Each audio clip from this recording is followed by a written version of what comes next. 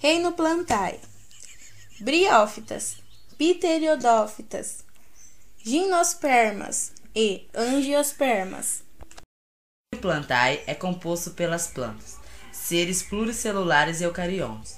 Nesses aspectos, elas são semelhantes aos animais e a muitos tipos de fungo. Porém, algo as diferem desses classificam em um reino à parte. As plantas são autotróficas, ou seja, produzem seu próprio alimento por meio da fotossíntese. Além disso, outras características importantes desses seres é possuírem âmido como reserva energética, terem parede celular de celulose, serem clorofilados e terem ciclo reprodutivo haplodiplonte.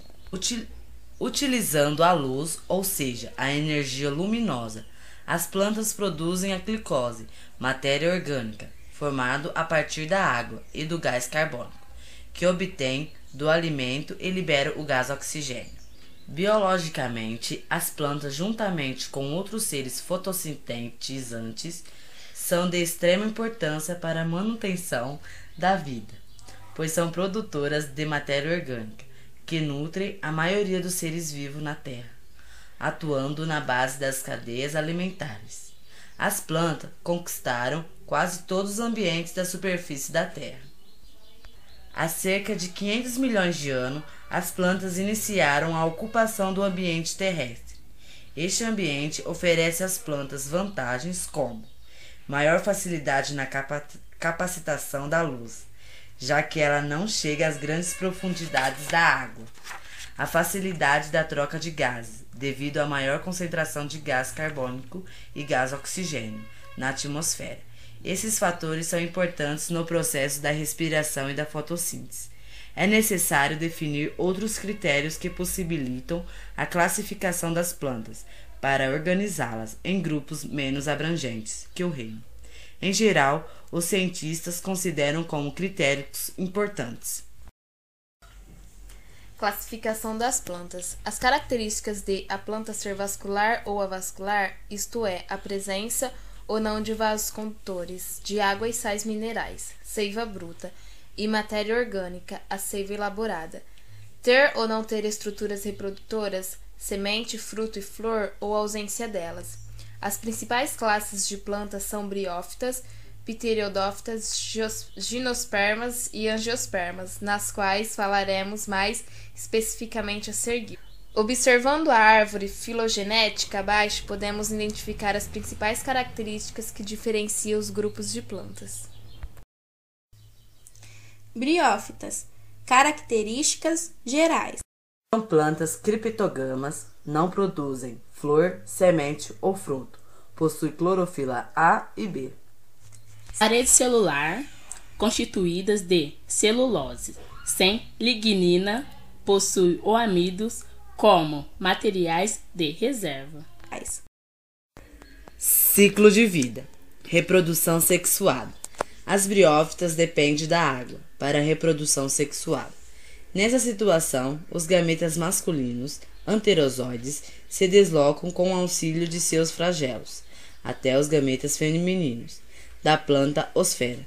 Ao fecundar, os zigotos sofrem mitoses e formas de um embrião. O embrião se desenvolve por meio de novas mitoses e dá origem ao esporófito.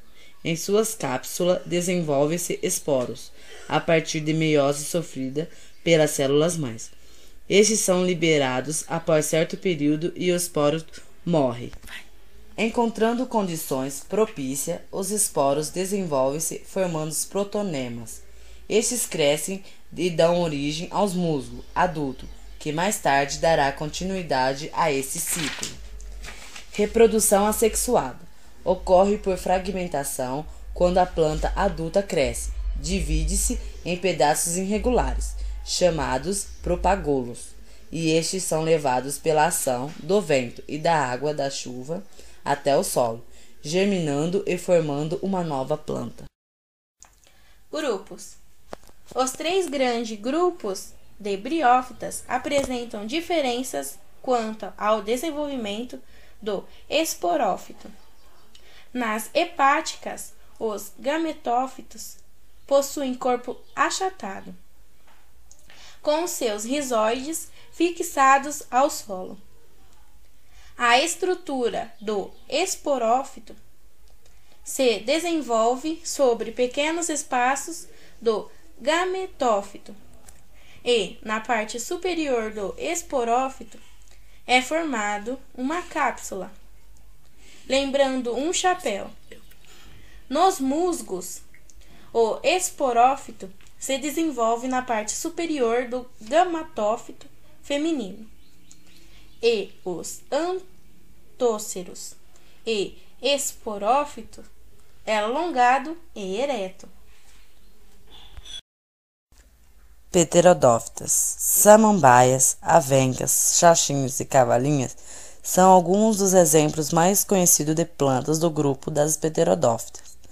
A palavra pterodófita vem do grego pteron, que significa feto, mas pinton, planta. O nome foi dado devido ao fato das folhas em brotamento apresentarem uma forma que lembra a posição de um feto no útero materno.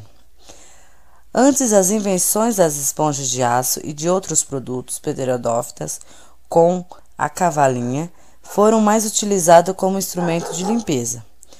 No Brasil, os brotos das samambaias das roças, ou feto águia, conhecido como alimento na forma de quizados. Atualmente, a importância dos pterodófitas para o interesse humano restringe principalmente ao seu valor ornamental. E comum casas e jardins serem embelezados com samambaias e avenca, entre outros exemplos. Como principais características do grupo, temos o fato de serem as primeiras plantas a possuírem vasos condutores evoluídos. Além disso, as pterodófitas têm tecidos reforçados com ligna, uma substância que dá resistência e ajuda na sustentação. Tal grupo é encontrado em diversos lugares, como floresta e campos, assim como os briófitas dependem da água para a reprodução. A presença de vasos condutores possibilitou um transporte mais rápido da água pelo corpo vegetal e favoreceu o surgimento de planta de parte elevada. Além disso, os vasos representam uma das aquisições que contribuíram para a adaptação dessas plantas e ambientes terrestres. Pterodófitas, característica: são traqueófitas, isto é, possuem vasos condutores. Não têm flores, semente ou frutos. Fase esporófita mais duradouro que a fase gametófita. Os principais grupos das pterodófitas são Filecineias, Salvineia, Azolla e Marsileia, e Licopidíneas, Licopidium e Selaginella, possuindo representantes aquáticos e terrestres. Reprodução das pterodófitas, ciclo aplodibionte. Da mesma maneira que as briófitas, as pterodófitas se reproduzem no ciclo que apresenta uma fase sexuada e outra assexuada. Para efeito de exemplo, mostraremos a reprodução de uma samambaia, uma planta assexuada, produtora de esporos. Por isso, ela representa a fase chamada esporófito. Em certa época, na superfície inferior das folhas da samambaia, formam-se pontinhos escuros chamados soros. O surgimento dos soros indica que a samambaia está em época de reprodução. Em cada soro são produzidos inúmeros esporos. Quando os esporos amadurecem, o soro se abre. Então, os esporos caem no solo úmido. Cada esporo pode germinar e originar um prótalo. Esse é uma planta sexuada, produtora de gametas. Por isso, ele representa a fase chamada de gametótico. O prótalo das samambaias contém estruturas onde se formam anterozoides e osferas.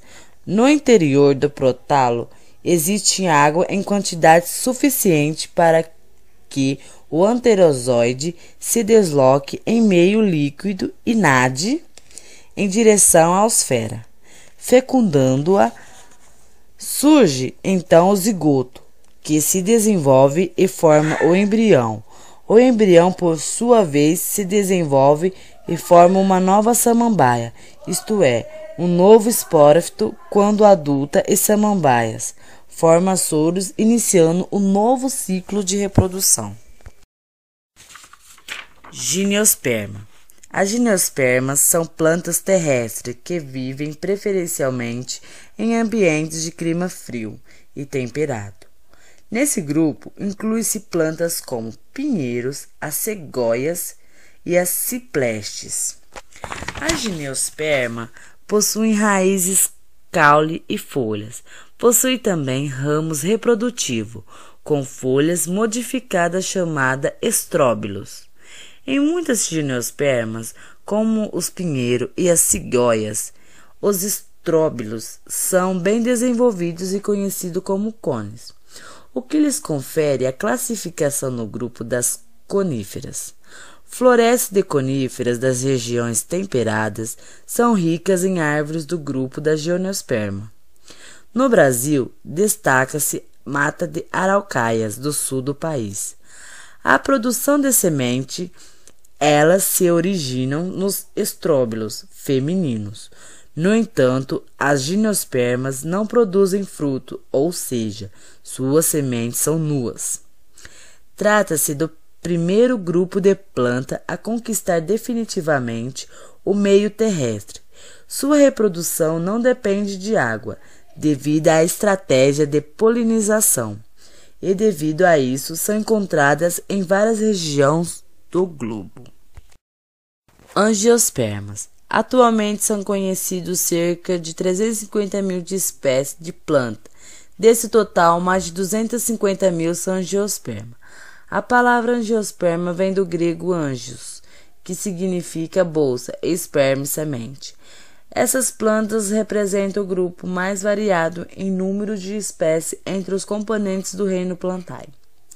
Características principais de uma angiosperma. As angiospermas aborrecentes possuem 3 componentes principais: raiz, tronco e folhas. As raízes são os órgãos fixadores da árvore ao solo e absorvem a água e sais minerais, indispensável para a sobrevivência da planta. O tronco, constituído de inúmeros galhos, e o órgão aéreo, responsável pela formação das folhas, efetuando também a ligação delas com as raízes.